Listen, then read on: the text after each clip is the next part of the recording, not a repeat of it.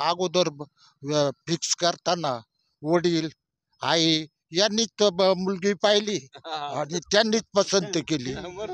आणि माझा विचार सुद्धा केला नाही. थोर मोठी मंडळी असायची, ते मुलगी पाहायची, त्यांनी त्यांनी मुलगी पसंत करायची. नवरदेवाला पसंतीला चान्स नव्हता. वधू आणि वर हे साधारणतः महिना बोलत नव्हते. तुमचा काय अनुभव होता? तुम्हाला ते महिना काय 6 महिने बोलत नव्हते.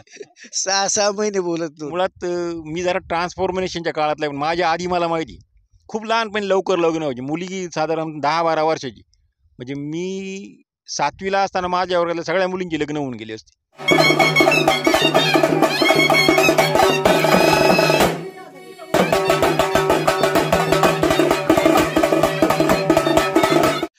तर मंडळी, आज आपण आहोत अहमदनगर जिल्ह्यातील अकोले तालुक्यातील अकोले शहर परिसरात, उपनगरात जे काही शेतकरी वस्ती आहे त्या वस्तीच्या परिसरात आपण आहोत.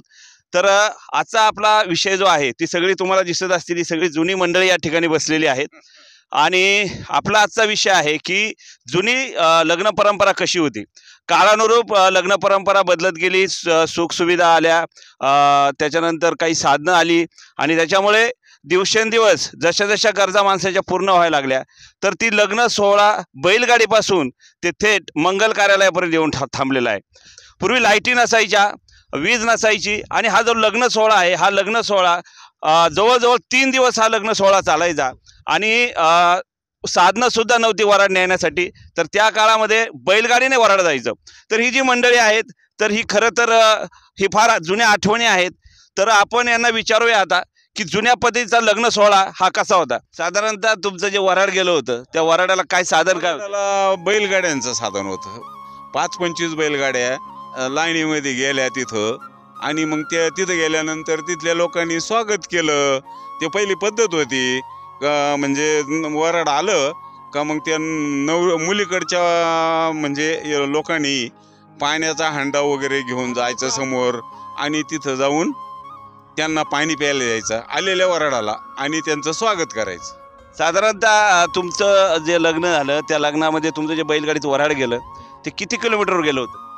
ते आता आमचं तसं म्हणजे जवळच होतं, 13 किलोमीटर होतं. तुमचे लग्न कसं झालं सर? काही नाही, आमचं लग्न म्हणजे ठरल्यानंतर अगोदर फिक्स करताना वडील आई यांनीच मुलगी पाहिली आणि त्यांनीच पसंत केली. आणि माझा विचार सुद्धा केला नाही. मग मला सांगितलं गेलं का बा तुला आता लग्न करायचं नाही, अशी अशी पोरगी. म्हटलं मला पाहायला पण मिळाले नाही, तुम्ही तर ठरवून आले नाही. म्हणे मग तुला पसंत आहे का नंतर पहा म्हणे, पण बघून घ्या. आता त्यांनी ठरवल्यानंतर मला त्यावेळेला होकारही द्यायला जमलं नाही, नाकारही द्यायला जमलं नाही. त्यांनी केलेली पसंती हे केली. आणि ज्या वेळेला हे व्हायचं नवरदेवाचं मांडवाचं हे असायचं तर ते अगदी 5-10 किलोमीटरच माझं लग्न होतं. आणि ज्या ठिकाणी मी राहत होतो त्या ठिकाणी आदल्या दिवशी मांडव सगळ्यांना भाऊबंधांना बोलवायचं, त्यांना कपडे लत्ते आणि नंतर गावातल्या लोकांना बोलवायचं.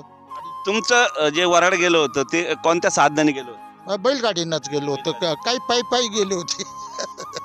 जवळ होतं त्या 3-4 किलोमीटरवर ना, त्यामुळं काही बैलगाडीना यांनी पायी इकडं धामणगाव लग्न होतं, बैलगाडीचंच वराड होतं, बाकी काय नाही. व्यवस्थित लग्न होतं. किती दिवस लग्न चालायची? 3 दिवस.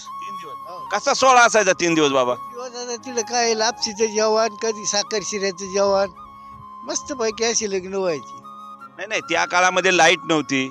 लाईट नसताना सुद्धा अंधारात टेंबे राहायचे. टेंबे तारीला हे करायचं, राखेल ते टेंबे बुडवायचे आणि राखेल टेंबे लावायचे.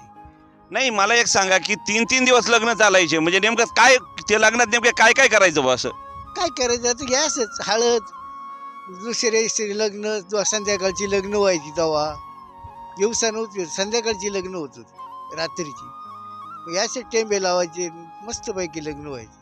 आता माझं लग्न 1976 साली झालं. त्यावेळेला लाईट नव्हती आणि लग्न जमवायचं तर असं असायचं, ते जे थोर मोठी मंडळी असायची ते मुलगी पाहायची, त्यांनी मुलगी पसंत करायची. नवरदेवाला पसंतीला चान्स नव्हता. त्यांनी म्हणलं ना मुलगी आम्हाला पसंत आहे. नवरदेवाला ज्यावेळेला नवरदेव नवरीच्या घरी जाईल तेव्हा त्याला ती मुलगी बघायला भेटायची. त्याला अपील नव्हतं करता येत का मला ही पसंत नाही असं नाही. सगळं घरच्यांवर अवलंबून त्या काळात असायचं. दुसऱ्या दिवशी हळद असायची.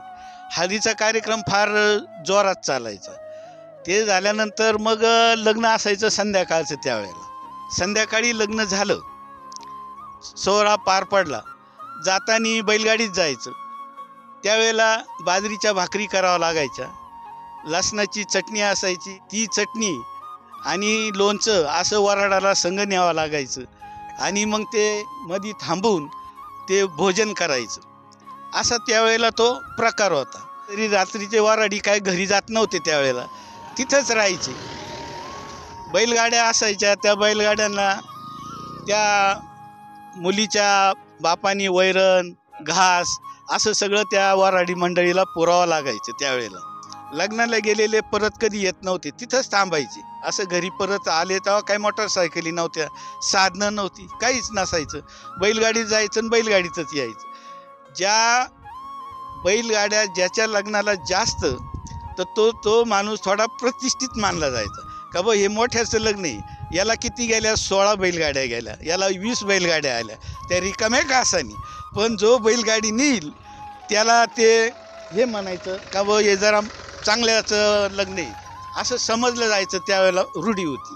त्यावेळेला काय असायचं, काही डीजे बीजे काय नसायचे. त्यावेळेला पिपाणी तुतारी असायची, भोंगे वाजवायची.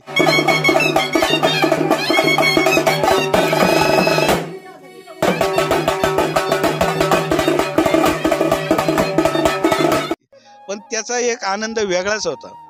ती जर सनई वाजायला लागली तर नवरी ज्यावेळेला आपलं आई वडिलांचं घर सोडून निघेल आणि सनईवाल्यानं जर ती सनई वाजवली तर तो करून राग वाजवायची. तो जर राग त्यांनी वाजवला तर अक्षरशः अख्खं वऱ्हाड रडायचं फक्त त्या सनईवर. म्हणजे त्या करून रागावर. राग असा असायचा का त्याच्यात आपाप लोकांच्या डोळ्याला पाणी यायचं. नवरी घेऊन नवरदेव आला तर 4-5 कलावऱ्या आणि ते नवरदेवाचे काय असतील त्यांनी कुठं थांबायचं, गावच्या मारुतीच्या मंदिरामध्ये थांबायचं. ते संध्याकाळपर्यंत थांबायचं. संध्याकाळी नंतर मग त्या मारुतीचं दर्शन घ्यायचं आणि संध्याकाळी मग त्या नवरदेवाच्या घरी यायचं. तिथं आल्यानंतर मग काय व्हायचं, तिथं आल्यानंतर त्यांच्या सगळ्या पाहुण्यांची व्यवस्था केली जायची जेवणाची सगळी.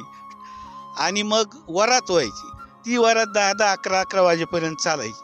म्हातारी माणसं सुद्धा त्याच्यात फार इंटरेस्ट घ्यायची. मला एक सांगा की लग्न झाल्यानंतर मुलगा तो वधू आणि वर हे साधारणतः महिना बोलत नव्हते. तुमचा काय अनुभव होता? तुम्हाला ते महिना काय 6-6 महिने बोलत नव्हती.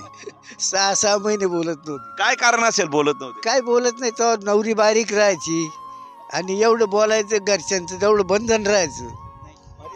मर्यादा राहायची ना, लोक मर्यादा पाळायची. तेव्हा आता काय, आता संध्याकाळी काय लग्नातच बोलायचं. तेव्हा मर्यादा पाळायची लोक. तर आज ज्या मर्यादा पाळल्या जात नाहीत, आज ज्या कुठेतरी मर्यादा मुलं मुली पाळत नाहीत, तर त्याचा काहीतरी विपर्यास होतोय आणि त्याच्यातून घटस्फोटाचं प्रमाण सुद्धा वाढलेलं आहे. काय वाटतंय हा बदल? पूर्वीच्या काळी आहे ना, सगळ्या मुली काय अशा म्हणजे नवऱ्यावरच अवलंबून असायचं. म्हणजे नवऱ्याने जर सोडलं तर जायचं कुठं हा मोठा प्रश्न असायचा. बापानी कन्यादान केलं म्हणजे तुझा आमचा संबंध संपला, तिकडे तू मर आणि कशी राहा, असा तो एक माहेरकडून पण धाक असायचा. म्हणजे माहेरकडून कोणी लाड नव्हते करीत त्या मुलीचे. मग आपोआप त्या दबून राहायच्या आणि सासऱ्याचे लोक जसे सांगतील तसे राहायच्या. आणि मुळात मी जरा ट्रान्सफॉर्मेशनच्या काळातला, पण माझ्या आधी मला माहिती खूप लहानपणी लवकर लग्न व्हायची. मुलगी साधारण 10-12 वर्षाची. म्हणजे मी 7वीला असताना माझ्या वर्गातल्या सगळ्या मुलींची लग्न होऊन गेली असते. मग 13-14 वर्षाच्या मुली असतील त्या. मग त्या मुलींना स्वतःचे मतं नसतात त्या काळामध्ये. मग सासरचे लोक जसं ती ओली काठी वाकवली तशी वाकवली म्हणतात ना, तसं त्यांच्या कुटुंबाचे संस्कार व्हायचे. सासरचे सगळे रीतिरिवाज त्या पूर्णपणे आत्मसात करायच्या आणि त्या राहून जायच्या. अलीकडे झालं काय का एक स्वातंत्र्य मिळालं आहे, शिक्षण आणि स्वतःची मतं तयार झाली. आणि स्वतःची मतं तयार झाल्यामुळं हळूहळू सगळं मिक्सअप झाल्यामुळं मोकळ्यापणाने मतं मांडायला शिकल्यात मुली. आणि त्यांना स्वतःचे मतं असतात. मुलींचे वय वाढतं त्यावेळेस. आता शिक्षणामुळं आपोआप वाढतं. म्हणजे ग्रॅज्युएट व्हायचं म्हणलं तर 21 वर्षाचं वय होऊन जातं. आणि पोस्ट ग्रॅज्युएट त्याला 23, 24, 25 होतं. मग त्या मुली काही दबत नाहीत मग आता. मग त्यांना स्वतःची मतं तयार झालेली असतात. पूर्वी मतच नसायची. 13-14 वर्षाच्या मुलीला काय मतं असणार, जे सांगितलं ते करायचं. मतं तयार झाली आणि नोकरी शिक्षणामुळे नोकऱ्या मिळायला लागल्यात. मग इंडिपेंडन्स संपली ना, दुसऱ्यावर परावलंबन संपून गेलं.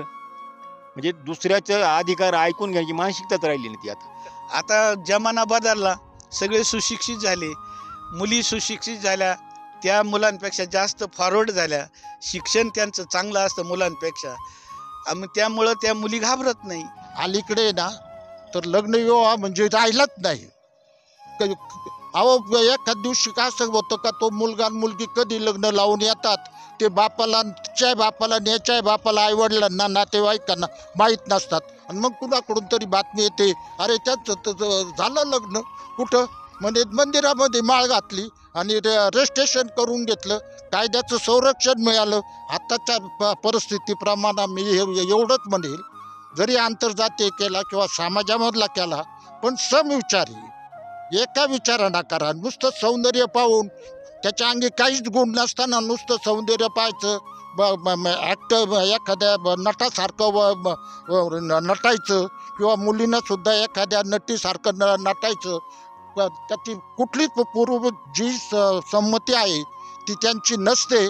आणि फक्त दर्शनी याच्यावर ते लोक भाळतात आणि घरी काय आहे हे सुद्धा माहीत नसतं. फक्त तो बाहेर फक्त टॉपमध्ये राहतो आणि मुलगी त्याला भाळते आणि त्याच्याशी विवाह करायला तयार होते. तर मला एवढंच म्हणायचं आहे का तुम्ही कुठल्याही जातीचं केलं तर काय हरकत नाही, पण आपल्या तोडीचा माणूस, आपल्या बरोबरचा माणूस आपल्याला पाहिजे, आपल्याला सांभाळणारा पाहिजे आणि आपली बदनामीसुद्धा न झाली पाहिजे. अशा पद्धतीचं जोडपं असेल तर करायला काय हरकत नाही. प्रत्येक माणूस हा म्हणजे समाजाच्या दृष्टीने माणूसच आहे.